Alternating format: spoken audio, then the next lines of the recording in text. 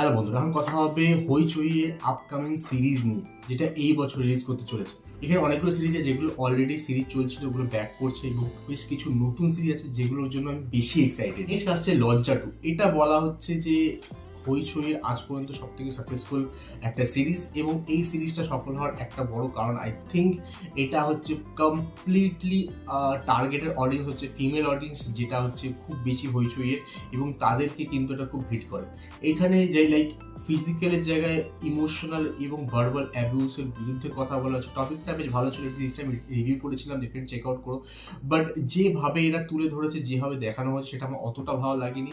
এটা অনেক বেটার হতে পারতো বলে আমার মনে হয়েছে। তো সেকেন্ড সিজনটা আসছে, আই থিঙ্ক সেকেন্ড সিজনটা বেটার হতে পারে, সেটা দেখতে হবে। এবং যারা ফার্স্ট সিজন দেয় তারা ডেফিনেটলি এটা চেক আউট করো, আর যারা রিভিউটা আমার দেখো রিভিউটা চেক আউট করতে পারো। এখানে মেন চরিত্রে অভিনয় করেছে প্রিয়াঙ্কা সরকার, এবং এটা ডাইরেক্ট করে চলেছে অদিতি রয়।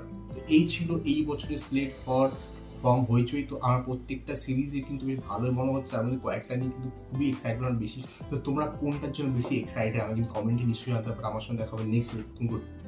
বাই।